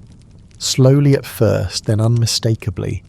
They disappear before the third month. Some return thinner, some don't return at all. No one asks where they went. Everyone already knows. There is no place for motherhood in a brothel. Not in a world where your body is a service, not a sanctuary. A child is a complication, a liability, a threat to profit and order. Still, the fear hangs over you. Every month you wait, count days, track the moon, pray for blood like it's salvation. When it comes, you exhale. When it doesn't, you whisper to yourself that it's just delayed. Until it isn't. Some girls drink bitter teas to force the bleeding. Mugwort, pennyroyal, things crushed in secret and swallowed with grimace. Others beg Madame Bao for coin to visit the apothecary, quiet ones, who don't ask questions. You've held one girl's hand while she cried into a towel. You didn't ask whose it was, she didn't say, it didn't matter. The ache in her eyes was enough. Once a girl tried to keep hers. She hid it for months, wrapped herself in loose robes, ate sparingly, faked coughs to avoid clients. We all knew, we all said nothing. But when the crying started one night, sharp, newborn, wet and insistent, it didn't last long. The next day, her room was empty. She wasn't punished, she was erased. And yet some succeed. Quietly. A servant's cousin who takes the child back to the village. A midwife paid with hairpins and desperate gratitude. A lover who keeps promises. Rare. Unbelievably rare. But not impossible. Ping Ping once confessed she had a daughter, 6 now. Living with an aunt by the sea, she sends coin when she can, writes letters in invisible ink on the back of cloth. Hides tiny gifts inside rice packets. The girl thinks her mother is a merchant's wife. Ping Ping carries that lie like a second heartbeat. You wonder if you'd do the same. You've imagined your own. A boy maybe, with your eyes. Or a girl with strong legs and a crooked laugh. You picture holding them, feeding them, singing lullabies you haven't sung in years.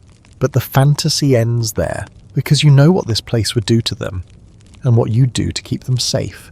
And that knowledge turns the fantasy bitter. Sometimes clients ask, have you ever had children? You smile, say no, say yes, say you don't remember. It depends on the man. One said he'd give you a house if you gave him a son. You laughed.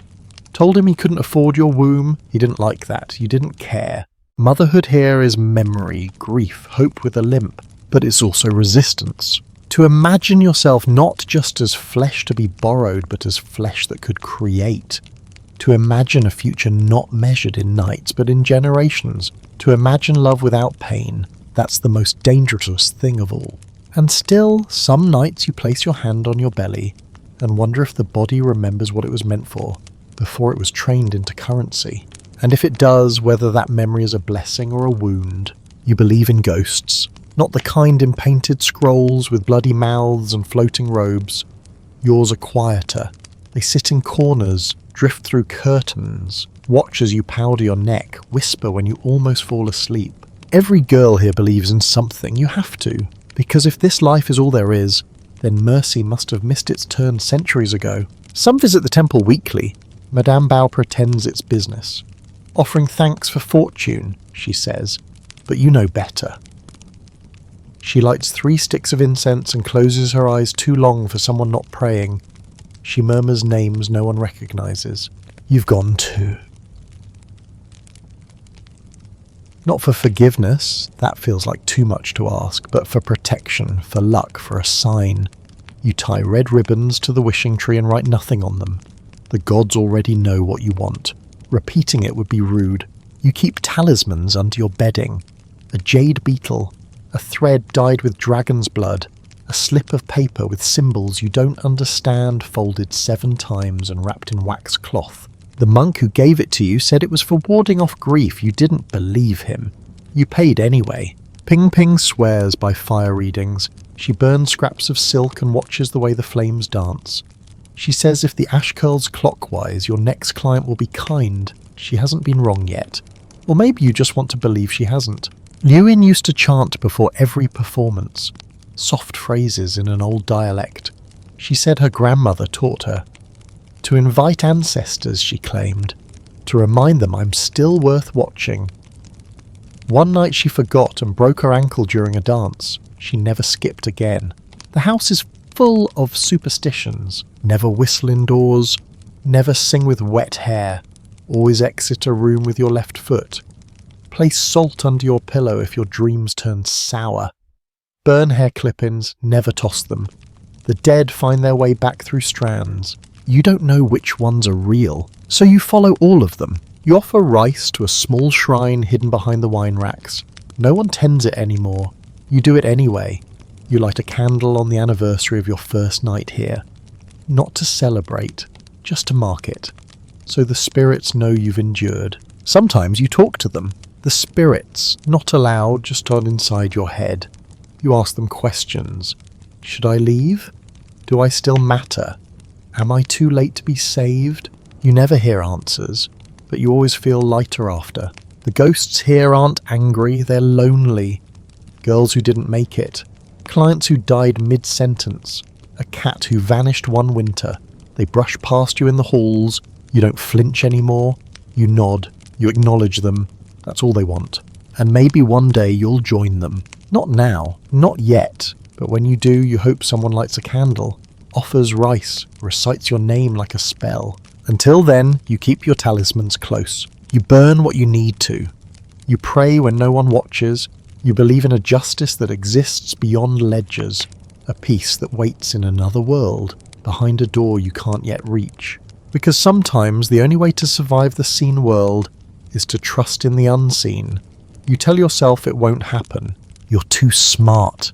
Too seasoned. You've learnt the rules carved into the walls of this place. Never love what pays you. Never believe the word said between candlelight and wine. But then he walks in. He's not your first client or your richest, not the most charming. But something in the way he listens, not just politely, but like he's memorizing your pauses, makes your stomach betray you. He doesn't grab, he doesn't command.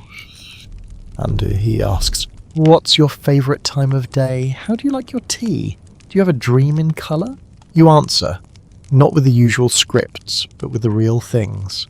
Small truths that you've forgotten to lock away. He laughs in the right places, doesn't try to impress you, and that somehow does. He starts asking for you every time. At first, you think it's coincidence, then convenience, then something else. He brings you trinkets, nothing expensive but thoughtful, a painted hairpin, a poem copied in his own hand, a scarf that smells faintly of camphor. One night he brings food, your favourite, though you never told him. You ask how he knew. Guesswork, he says. You almost believe him.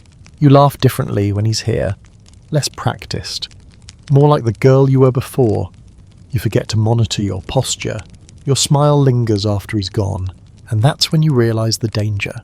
Because it doesn't matter if he means it, or if you do. The house doesn't care about feeling, it cares about outcome. Love here isn't a story, it's a breach of contract. Ping Ping warns you. She's seen it before. Girls who fall too hard, who start writing letters in the dark, dreaming up futures that won't arrive. He's not yours, she says. He's just renting your hope. You nod, you don't stop. One night he touches your hand differently. Slower, with meaning. You pull back, but not because you want to, just because you're afraid of what comes next. He notices, says nothing. Later he asks you to leave with him. You feel the room tilt. Your heart speeds. The fantasy you buried cracks open like an egg. For a second you imagine it. A life elsewhere. His hand in yours. Waking up not to bells, but to quiet. Then you remember what happened to Makes You, and what always happens. You tell him no, softly, kindly, but you mean it. He doesn't return after that. Weeks pass. You ache, but quietly. You don't cry. You press your palm to the floor, grounding yourself. You burn one of the ribbons he gave you. Whisper his name as smoke. It's not grief you feel. It's subtraction. As if a small part of you has been carried off and you weren't given the choice to keep it. You return to routine. Rouge, robes, rhythm. You smile when required, you survive. But sometimes, when no one's looking, you trace the space he left. Not because you still love him, but because part of you forgot what feeling like that ever felt like. And even if it was forbidden, it reminded you you're still human. They think the silk is what seduces them. The lashes, the curve of your lips, the arch of your brow. But it's language that does the real work. You speak 5 dialects, 4 fluently, 1 passably, 1 with enough accuracy to flatter a drunk merchant into feeling like home. You adjust your voice depending on the room. Soft and slow for scholars, brisk and teasing for soldiers, low and sultry when the wine runs thick. You know how to listen as performance, to nod when you're supposed to, tilt your head just slightly when a man stumbles over his own story, laugh like it surprised you even when it didn't. You mirror their cadence, reflect their tone, become a better version of who they think they are. Words are weapons here, and shields and currency. The cleverest girls aren't the prettiest. They're the ones who can make a bureaucrat believe he's interesting, who can deflect a lewd request with a joke that lands hard enough to confuse but soft enough to avoid offence. You keep poems tucked in your memory like knives. You recite lines from Bai Juyi or twist them into something your own. You compliment a man's jade ring and follow it with a pun so subtle he doesn't know he's been teased. The best clients return not for your touch, but for the way you use silence like punctuation. Madame Bao calls it linguistic silk. You call it survival. You remember Ping Ping once turned an entire evening around with a single line. A drunk noble accused her of being cold. She leaned in and whispered, "That's because I was made for fire." He tipped triple. Sometimes you speak for hours. Other nights you say almost nothing, letting silence stretch long enough that the client fills it with secrets. They always do. Men are less afraid of nakedness than of stillness. If you wait long enough, they'll show you the part of themselves they keep hidden. You catalogue every word, not just what they say, but how. The hesitations, the repetitions, the metaphors that reveal more than intended. You file them away, use them later. One word spoken at the right time is worth 10 songs sung beautifully. But language also protects you. You've invented 3 different personas depending on who's in the room. One is flirtatious, all laughter and easy compliments. Another is mysterious, eyes lowered, voice barely above breath. The last is intellectual, quick with lines from plays or jokes about philosophy. None of them are you, but each is a mask that fits. Your real voice, the one you use when no one is watching, is softer, less polished, sometimes unsure. You don't use it often, there's no profit in truth. Still, some nights, after the wine has faded and the doors are locked, you speak aloud to the walls, just to remember the sound of yourself unperformed. "I'm tired," you say, "I'm real. I'm still here." And for a moment, it's enough. You don't remember everything. That used to bother you, now it comforts you, the forgetting. At first, you clung to the past like a talisman. Your village, your father's sandals by the door, the way your mother shaped dough with her hands. You recited those memories each night like a mantra, proof that you came from somewhere else, that you were someone else. But memories fade by choice or by force, and survival needs room. You can still picture your brother's nose, but not his laugh. You remember the smell of winter in your old courtyard, but forget which side the sun hit first. Was your best friend named Lan Ying? Lien? Something soft. You wrote it down once, then lost the paper. The house doesn't like nostalgia. It interrupts efficiency. Madame Bao says memory is for poets and ghosts. We are neither, she insists. We are the present sold nightly. So you train yourself to forget the faces of men who hurt you, the words that felt too sharp, the first time you bled for this job, and how cold the basin water was after. You tuck those things in the corners of your mind like old scrolls, unread, gathering dust. But not all forgetting is loss. Some is choice, freedom. You forget your stage name the second you leave the room. You forget the lies you told, who you told them to. You forget which smile went with which robe. It helps. Still, fragments remain. A lullaby your aunt used to hum. The exact sound of clay pots being stacked at dusk. The rasp of your mother's voice when she scolded and loved at the same time. You carry these like embers, quiet, warm, sometimes painful. Ping Ping says she doesn't remember anything before 17, but you've seen the way she touches that chipped blue bracelet, the one that doesn't match her outfits. You think she remembers more than she says, most of you do. Some girls fight forgetting. Liu Yin keeps a diary, locks it with twine. She writes every night what she wore, who she saw, what she felt. If I don't write it, I'll lose it, she says. You've peeked at it once. Pages filled with emotion too sharp for performance. A map back to herself. You admire her. You don't write. Words are your work, silence is your rest. But sometimes, when it's quiet and the air feels like it did in your hometown, you allow a memory to visit. Just one. You close your eyes, let it loom, stay with it long enough to feel the ache. Then you let it go. You've learnt that remembering isn't always about truth. Sometimes it's about permission. And forgetting isn't failure, it's protection. Because if you remembered everything, you'd collapse under the weight of it. And you're still standing, even if the name they call you isn't yours anymore. Even if the girl you used to be wouldn't recognize your reflection. Even if the mirror lies. You are still here, and maybe that's enough. It doesn't end in fire. No grand rebellion. No dramatic escape through the back gate. No sudden flood or nobleman who whisks you away. It ends with morning. You wake up, stretch your legs, light the first stick of incense, the same as yesterday, the same as the day before. Survival isn't story arc, it's repetition. And yet there's victory in that. You've lasted longer than anyone said you would. Longer than girls with brighter smiles, softer hands, more obedient postures. You've outlived promises and punishments, betrayals and beginnings. Your name isn't on any scroll. You won't be carved into temple stone, but you've left pieces of yourself behind. A comb worn smooth passed to a younger girl. A joke repeated in the kitchen, no one remembering it was yours. A song hummed under breath during long baths, traced back to no source. A quiet habit, steeping tea twice to soften its bitterness, copied by someone who once watched you do it. These are the legacies women like you leave.